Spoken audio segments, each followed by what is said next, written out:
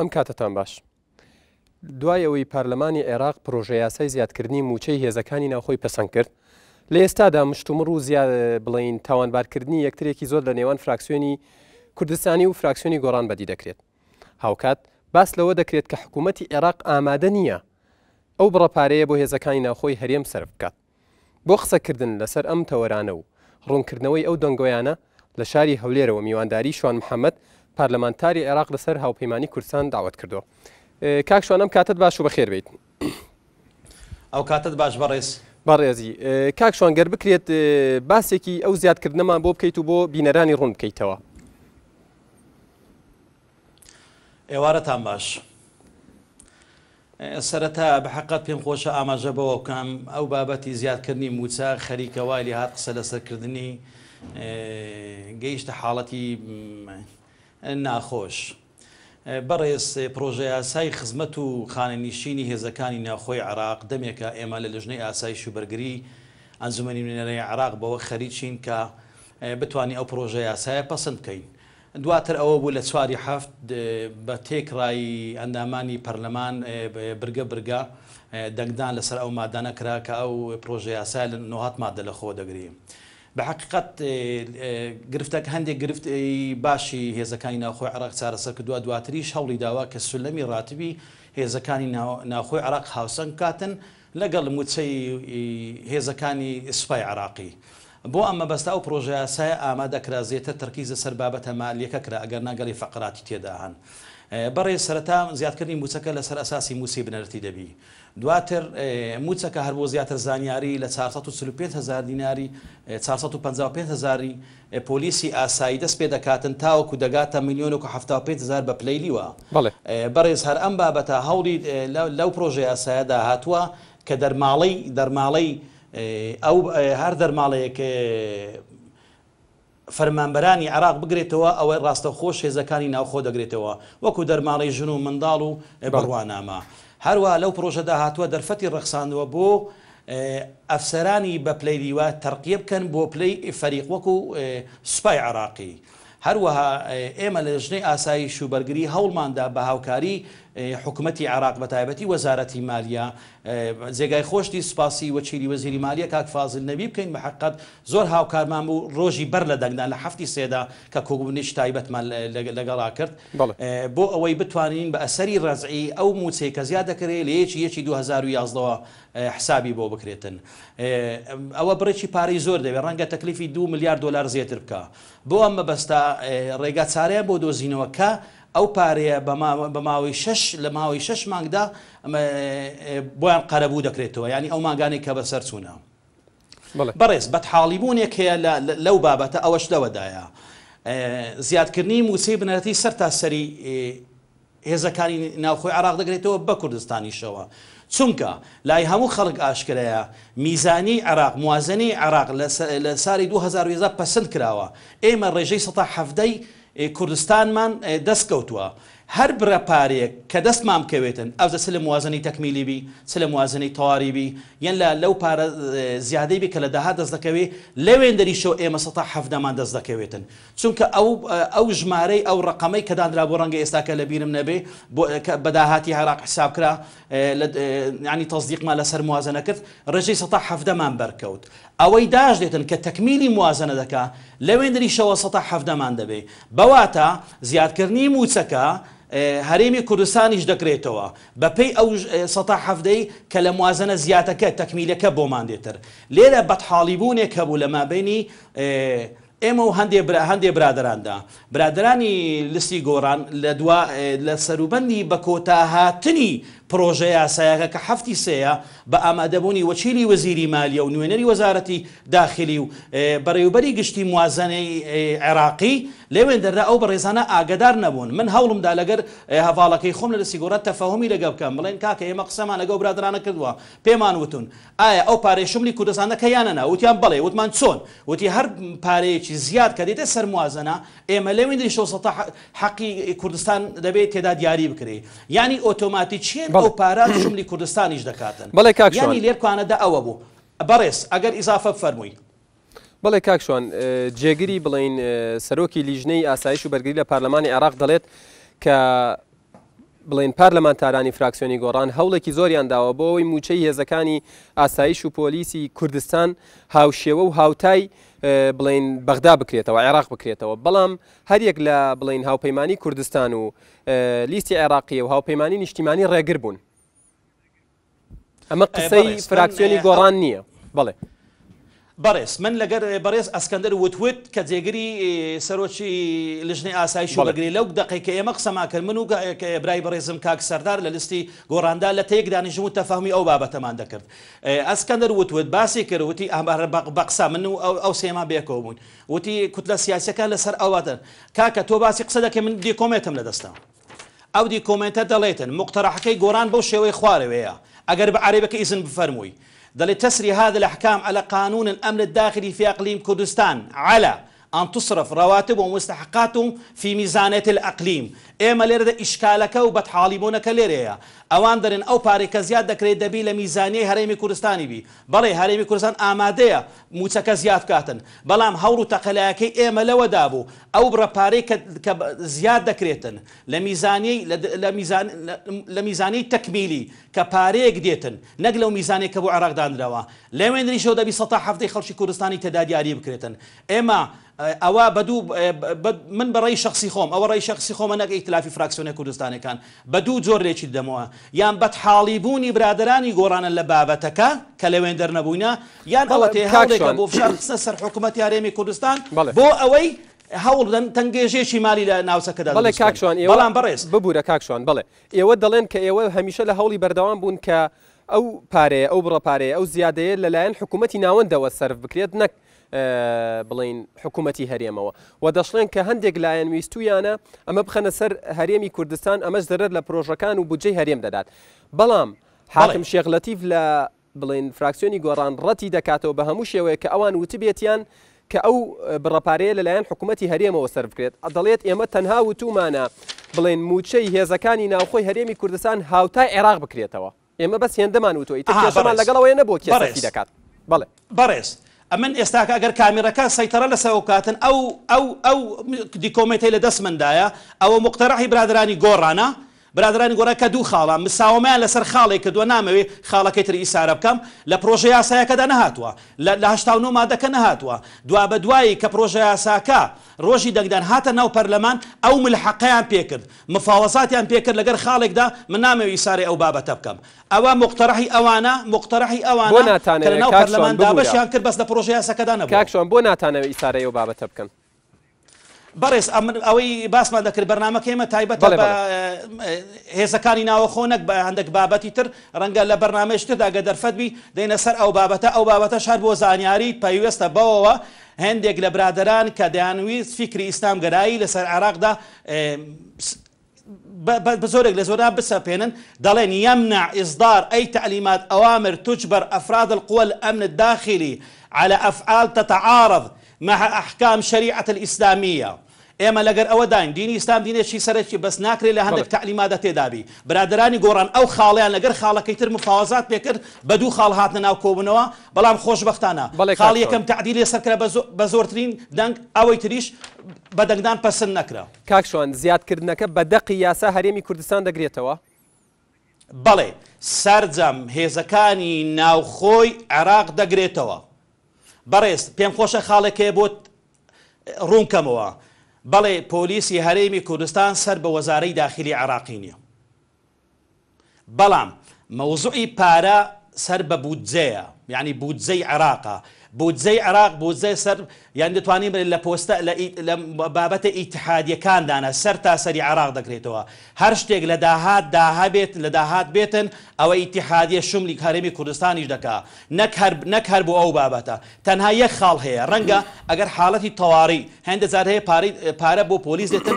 لە حاڵەتی ئیستیسنایی تەواڕی ئەگەر کوردستان ئەمن و ئاسایشێدا بەرقەرار بێ ڕەنگە لێوێ دەدەوە ئەو پارە یان ئەو دەرماڵی بۆ تەواڕی دێتن شملی کوردستان نەکاتن ئەگەر نام بەڕێز بابەتی موازنە بابەتی پارە بابەتی موچە بابەتێکی ئیتحادیە سەر تا سەری عێراق دەکرێتەوە بە کوردستانیشەوە لێرەدا بەتحاڵی بوونە بەڵێ دووبارەی دەکەینەوە وەزارەتی ناوخۆی کوردستان ڕەبتی بە وەزارەتی ناوخۆی عێراقیدا نییە بەس بابەتی پارە و موچە بابەتێکی ئیتحادیە بەڵێ کاکشۆن دەڵێن لە پرۆژەی یاساگەدا ببوورە بەندێکی یاسایی زیاد کراوە بەندی نەوەت کە دەڵێت زیادکردنی موچەی هێزەکانی وەزارەتی ناوخۆ هەرێمی کوردستانیش دەگرێتەوە و ئەم یاسایە بەسەر هەرێمی کوردستانیشدا جێبەجێ دەبێت و بەمەرجێک لە بودجەی هەرێمی کوردستان بڵێن بدرێت سەرف بکرێت ئایا هێشتا ئەوە مختەر ببوورە بەڵێ ئەوە مختەرع بوو دەنگدان بۆ وەرنەگیرە کەواتە لە بڵین لە بودجەی عێراق سەرف دەکرێت بەڕێ لە بودجەی عێراقدا بەڕێز ئەو بودجەیە بودجەی عێراقا بابەتی موازنەیە دەکرێت ئێوە وەکو کەناڵێک بۆ یەکلاکردنەوەی ڕاستیەکاندا پەیوەندی لەگە وەزارەتی مالیە وەچێری وەزیری مالیە بکەن بۆ ئەوەی وردەکاری لەسەر بابەتی مالی هەر بۆ ڕوونکردنەوەی بەڕێستاندا بمبورە بەڵێ ئێوە دەڵێن وەکیلی وەزیری مالی کاک فازڵ لە کۆبوونەوەکە بەشدار بوو بەڵێ بەڵام فراکسیۆنی گۆڕان جەخت دەکاتەوە چەند جارێک دووپاتیان کردوتەوە کە وەزیری دارایی پێی وتون ئەو بڕەپارەیە بڵین حکوومەتی عێراق وەزارەتی دارایی بە هیچ شێوەیەک سەرفی ناکات و دەڵێن هەرچەندە بڵین هێزەکانی پێشمەرگە بڵین پارێزگاری لە عێراقیش دەکەن لە هەر جێگایەکی عێراق پێویست بێت هێزی پێشمەرگە دێت مشتومڕ لەسەر بودجەی ئەوانی شەیە کەواتە چۆن ئەمە سەرف دەکرێت لە کاتێکدا وەزیری دارایی دەڵێت کە سەرفی ناکەن ئەوان بەڕێز بەڵێ بەڕێز کاچی گیان کاکشوان من گوێم لێتە کاکشوان من گوێم لە تۆ کاچی پێشکەشەری بەرنا بەڵێ بەڕێز دوو خەت تێکەر خەتی دەنجی من دەبێتن و هەندە تەلەفۆنی لا بەلادێتن داوا لێبوردن دەکەم ئەگەر ئەو خەتەمان بۆ قەتعکەن بۆی بتوانم لەگەر زەنابەت لەسەر خەت بم بەڵێ بەڕێز سەرەتا ئەوەی کە باستان کرد هەر دیسان نمونەیەشتر بۆ بێنمەوە بەر لە سەروبەندی کارکردن لەسەر ئەو پرۆژە یاسایە ئێمە لە لژنی ئەمن و دیفاع سەردانی بەڕێز نووری مالکی سەرۆکی ئەنجومەنی وەزیرانی عێراقمان کرد ئەو سەفەریش نوێنەری گۆڕان لە کۆبوونەوەکەدا ئامادە نەبوو لێوێندە ئەو بابەتەمە بۆ تەڕحکرد گوتی ئێمە ئامادەین پارەی زیاد بکەین دواتر لە کۆبوونەوەکان لەگەر وەزارەتی مالی و نوێنەریان هاتووە هەی ئەی سەرۆکی هەی ئەی تەقاعودی خانەنشینی نیشتیمانی عێراقی هاتووە ئەو بابەتان نەکراوە بەڕێز خۆ زۆری نەماوە ماوەی کەم ماوە ئێمە دەبینین کە هێزەکانی ناوخۆی کوردستانیش بە هەمان شێوە پارەکەیان بۆ دەکرێت بەڵام بە حەقیقەت بەڕێز ناکرێت ئێمە بابەتێک کە ئێمە نوێنەری خەڵکی کوردستانی لە بەغدا بۆ ئەوە چوینە بۆ ئەوە چوینە خزمەتی خەڵک بکەین ئێمە و گۆڕانی و یەگورت و کۆمەڵ نوێنەری ئەو خەڵکەین بە حەقیقەت لە بابەتێکدا لە پرۆژە یاسادی ئەوەندە بخێنە مزایداتی حزبیەوە یعنی ناکرێت ئەو وازبێ لەسەر شانی ئێمەیە ئێمە سیمان بۆ پۆلیس کردووە ئەو پۆلیسەی هەرێمی کوردستان بە ئەمن و ئاسایشی بۆمە دەستەبەر کردووە ئێمە سیمان بۆ پۆلیسی عێراق و ڕۆژانە دەیان شەهیدیان هەیە ناکرێت لە بابەتێکی ئاوادا کە بەشێکە ینی بەشێکی کەمە لەو کار و ئەرکوماندیمونی ئەوان دەیان بینن ئەو هەموو مزایدە و تەسویقی ئەلامیان بۆ دەکرێتن یعنی زیادکردنی موچەی هێزەکانی ناوخۆ بە حەقیقەت ئەو هەموو سەرقاڵیەی ناوێتن و تەسویقی ئەلامی بکە ئێمە نەبووین ئێوە بووین من دەڵێم ئێمەی کورد هەوڵماندا بەڵێ موچەی هێزەکانی ناوخۆی عێراقیش وەکو هێزەکانی ناوخۆی کوردستان وەکو هێزەکانی ناوخۆی عێراق زیاد بکرێ ئەو بابەتانەی کە لە پرۆژە یاسایەکەشدا هاتووە سەرجەم پۆلیسەکانی کوردستان بگرێتەوە هەر بۆ نمونە بەڕێز پلەی ئەفسەرانی بە پلەی لیوا لە کوردستاندا بەڕێژێکی زۆر ماون نەبوون بە فەریق لەسەر تاسەری عێراق نەگەت سوار لیوا مابێ نەبووی بە فەریق ئەوە هەوڵێ کرد ئێمە منەت بەسەر چێ بکەین منەت بەسەر پۆلیسەکانی خۆمان بکەین یا منەت بەسەر ئەفسەرەکانی خۆماندا بکەین یعنی ناکرێت لەسەر بابەتێکدا دەبا ئەمە یەک دەنگمان یەک ڕەنگمان بۆ ئەوەی بتوانین جزئێکی بەسیط کۆماندیبوونەوە بەرزانە بکەین سەبارەت بە یەکدەنگی و یەکڕەنگی و یەکهەڵوێستی بڵین پارلەمانتارانی فراکسیۆنی گۆڕان دەڵێن کە کاتێک ئەوان باسی ئەم مەسەلەیان کردووە باسی زیادکردنی موچەی بڵین هێزەکانی ناوخۆی کوردستان و هاوتاکردنەوەی لەگەڵ عێراق کردووە پارلەمانتارێکی فراکسیۆنی کوردستانی ئەو پەیمانی کوردستانی وتوێتی ئەمە مخالفەی مادەی 121 فقرەی 5 چونکە هێزەکانی ناوخۆی هەرێمی کوردستان شەئنی داخلیە و نابێت ناوەن تەداخلی تیا بکات ئەم هەڵوێست گۆڕانەی بەڵێ سەبارەت بەو بابەتە بەدحاڵی بوونێکی وەکو کورد دەڵێتن ئەگەر ئیزازە بفرەوی ناتێگەیشتی لە بەڵای خۆی خراترە تەفاهم لەسەر ئەو بابەتەش کرا ئەندامێکی ئێمە تعقیبێکی لەسەر تعقیبێکی برادەرێکیش لیستی گۆڕان کرد وتی هەرێمی کوردستان دەسەڵاتی حەقی هەیە دەستوریان ممارەسەی سوڵتەی قەزایی سوڵتەی تەنفیزی و تەشریعی بکاتن لە هەندێ ناوەڕۆکدا لە هەندێ بابەتە بەڵام ناچارم دەکەی بڵێم بەڵێ برادرانی گۆڕان پێیان دەیانەوێتن حکوومەتی هەرێمی کوردستان بە هەموو خصوصیاتێکەوە خاضعی ئەوامری بەغدا بکاتن یعنی ئێمە چ سوود لەوە وەردەگرین ئێمە پێگەی هەرێمی کوردستان سوود بکەین چ سوود لەوە وەردەگرین کوردستان بکەینە تابعی بەغدا لە جملة وتفصيلا أو بابتك بو رتب ونبو تنها تعقيبك بو بلان بتحالي بون لهند شت هي تسويق إعلامي بو بكريتن يعني من بيم سيرة خلق بوتي أو عندما زاد لسر خلشي ولاتي خوي بكاتن إما بيستيمان بو نما بمبولكاكشون بله يولا رون كردنا وكشتان دا أماجتان بودا وك يونا تانوي مركزيات بهيز بكن يودا تانوي هريمي كردستان خاوني بيجو هيزي خوي بيت برامبر بحكومتي بغدا بەڵام لە هەمان کاتە بمبورە کاکشۆن با پرسیارەکەم تەواوکەم لە هەمان کاتە بڵێن موچەی هێزەکانی ناوخۆی هەرێمیان موچەی هەرێمی کوردستان بەگشتی بە بەراورد لەگەڵ عێراق کەمترە ئایا ئەمە کاریگەری نابێت لەسەر پێگەی هەرێمی کوردستان ئایا ئەمە وا ناکە کە مەرکەزیەت بەقووەت بێ ئایا ئەمە وا ناکە کە ئینتیمای هاوڵاتی کورد بۆ کوردستان کەمتر بێت چونکە هەست دەکات لەگەڵ عێراق جیاوازیەکی زۆری هەیە بەڕێز جوانت وت ڕەنگەوە خەونی زۆر کەسبی هەوڵی زۆریشان بۆدا ئەو پێگەیە بکەن بۆ ئاقارەیدا بن بەڵام بەڵێ کوردستان ئێمە